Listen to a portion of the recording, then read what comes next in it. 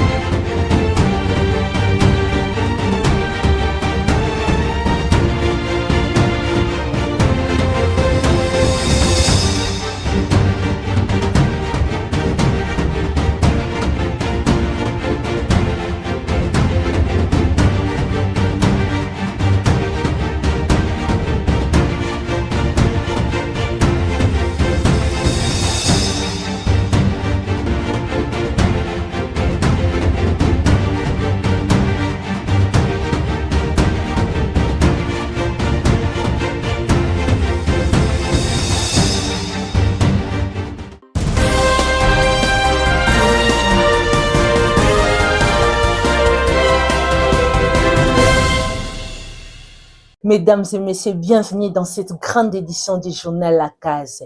À Goma, le premier vice-ministre et ministre de l'Intérieur, Jacquemain Chabani, promet des mesures fermes pour garantir la sécurité des transports maritimes dans cette partie est du Congo. Images et commentaires, Moïse Loubo. Après naufrage tragique du surnommé bateau Merdi sur les lacs Kivu, causant plus de morts que les survivants à Goma, le vice-premier ministre et ministre de l'Intérieur, Jacquemain Chabani, était arrivé à Goma pour superviser les opérations liées au naufrage de ces bateaux. Sur place, dans la ville de Goma, le ministre avait rencontré les autorités locales ainsi que les équipes de secours pour évaluer la situation.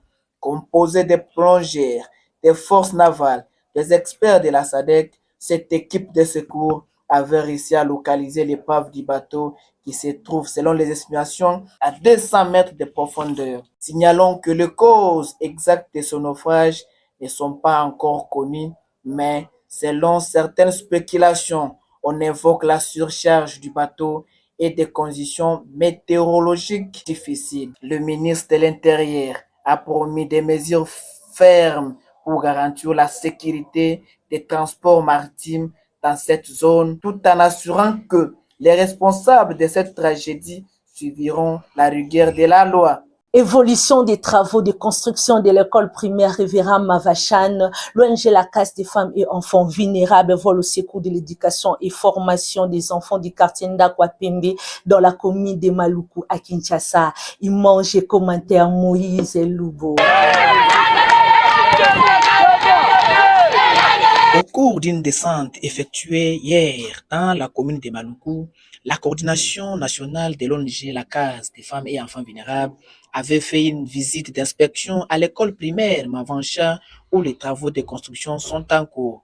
Puis, cette équipe de la coordination nationale de l'ONG La Case avait pris part à la finale du tournoi sportif qu'il avait organisé dans le cadre de consolider la paix. Cette visite d'inspection intervient après passage des responsables de cette école à Matete, siège social de cette ONG où une enveloppe leur avait été donnée pour lancer les travaux de construction.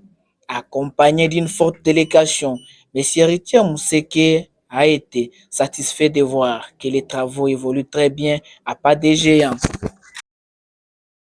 Nous sommes là aujourd'hui le 6 octobre 2024 ici à l'école Mavancha dans la commune de Maluku à Kinshasa. Alors nous sommes là dans le cadre d'une visite d'inspection.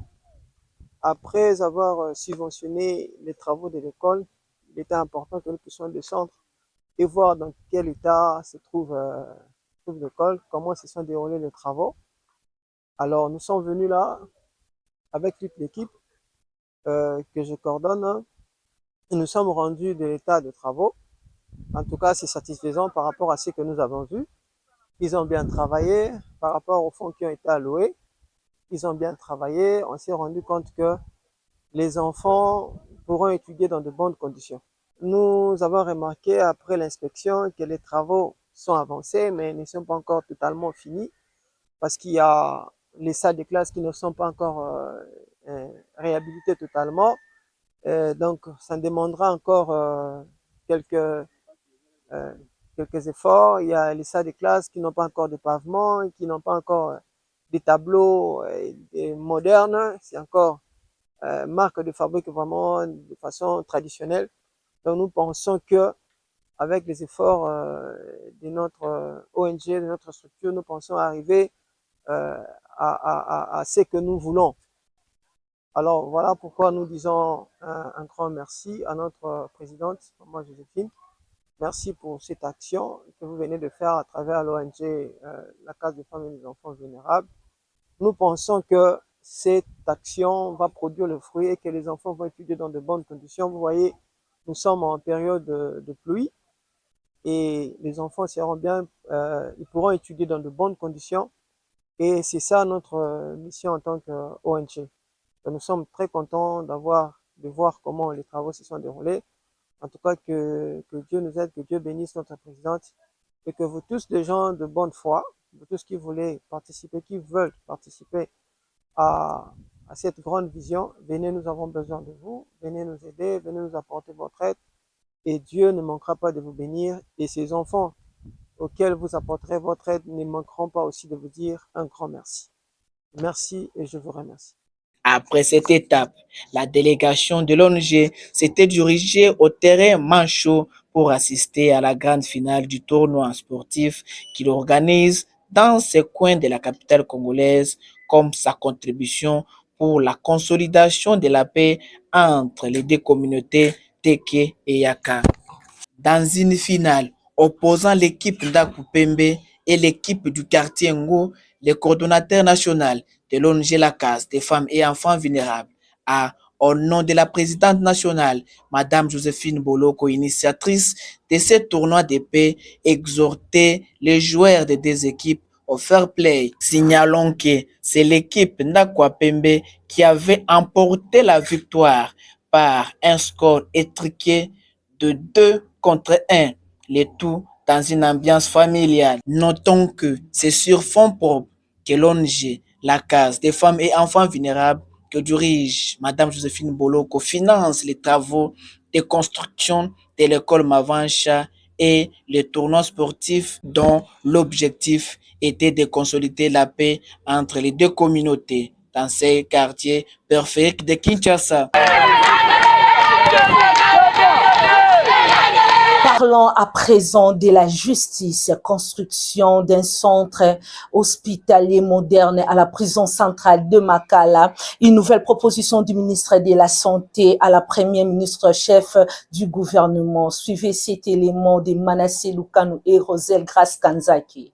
Le ministre de la Santé publique, Hygiène et Prévoyance sociale a informé le Conseil de la nécessité de la construction d'un centre hospitalier moderne répondant aux normes pour la prise en charge des détenus malades dans la prison centrale de Makala. En attendant la réalisation de ces projets et pour parer au plus précis, l'option retenue consiste à mettre en place un centre de traitement ambulatoire renforcé en ressources humaines, équipements, dispositifs médicaux, ainsi qu'en médicaments pour la prise en charge de malades et de blessés. Un arrêté interministériel justice-santé devra formaliser cette action, rapporte le compte-rendu de la réunion. La prise en charge médicale des prisons de la République démocratique du Congo, notamment la prison centrale de Makala, reste un problème majeur. Les infrastructures sanitaires existantes ne répondent pas aux normes et n'assurent pas une prise en charge adéquate des détenus malades. Il s'y est de rappeler qu'en septembre dernier, le ministre d'État, ministre de la Justice et garde des Sceaux Constant Mutamba avait supervisé la libération de 1685 prisonniers malades graves de la prison centrale de Makala. Cette initiative s'inscrivait dans le cadre d'un programme de désengorgement des prisons visant à offrir le soin médical approprié aux détenus souffrants. Le cas le plus grave ont reçu une prise en charge médicale spécifique supervisée par le ministre Constant Mutamba. Lors de cette opération, le ministre de la Justice avait exprimé sa colère face aux conditions de détention de prisonniers malades et avait exigé des mesures immédiates pour améliorer cette situation, notamment la désinfectation de pavillons et l'approvisionnement en médicaments pour le centre de santé de la prison centrale de Makala. Suivez les propos de la ministre congolaise des droits humains Chantal Chambou sur les contestations d'une partie de la société civile et opposition concernant la candidature de la République démocratique du Congo au Conseil des droits de l'homme des Nations Unies à quelques jours de vote qui se déroulera à Genève et affirme que ce vote est une opportunité pour la RDC d'améliorer la situation des droits de l'homme ainsi que porte tout haut la voix du pays. Reportage Rosel Grace Kanzaki. La RDC pourrait utiliser cette place au Conseil pour démontrer son engagement à améliorer la situation des droits de l'homme sur son territoire. Cela inclurait des efforts pour lutter contre les violations des droits de l'homme, protéger les populations vulnérables et améliorer la situation des droits civils, politiques et sociaux. Vous savez que la RDC, c'est un pays qui est en train de se construire. Et cette place va amener le Congo à améliorer la situation des droits de l'homme parce que nous savons qu'il y a des problèmes à régler. Et quelqu'un qui dit que le Congo ne peut pas être membre, c'est-à-dire il ne veut pas que le Congo puisse sortir de l'impasse. Parlons à présent de la santé. Le directeur des cabinets du ministre de la Santé, Dr Mumboya Irome, a lancé le 5 octobre à Goma la première phase de la vaccination contre les Mpox visant à immuniser 48 000 personnes dans les zones les plus touchées de la province et cela en présence des autorités locales. Reportage Rosel Grace Kanzaki.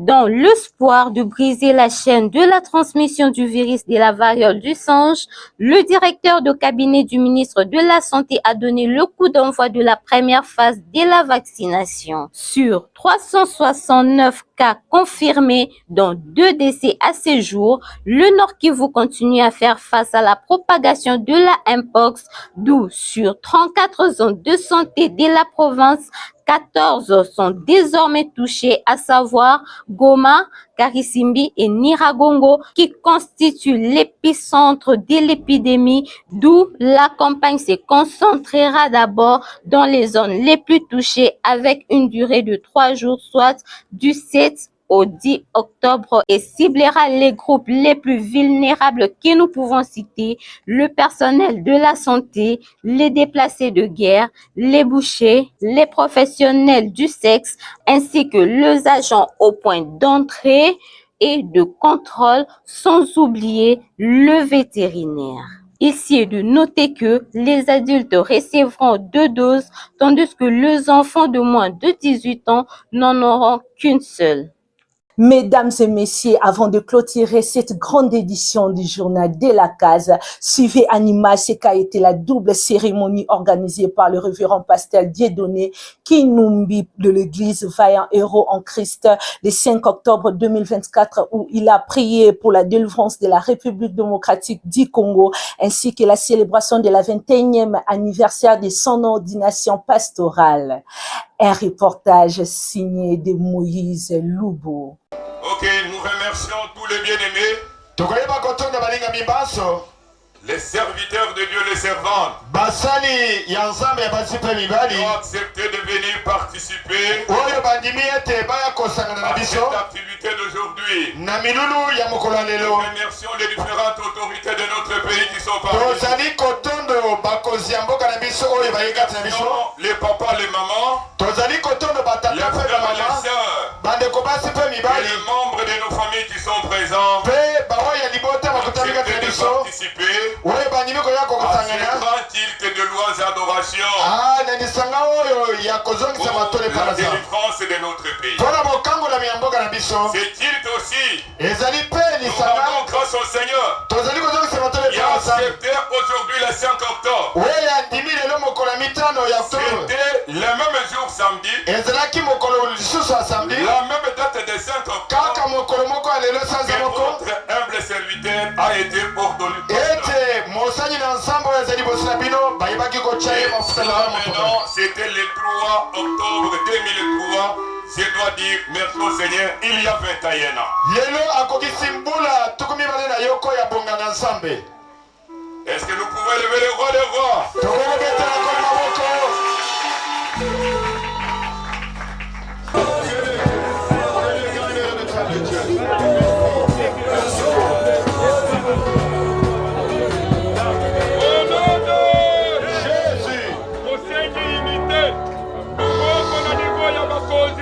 Gouvernement na niveau peuple congolais soki tozabu moko tokolonga na kombo na Yesu tobondela Nzambe. C'est dans l'unité que nous allons faire. Au nom de Jésus, envoyez,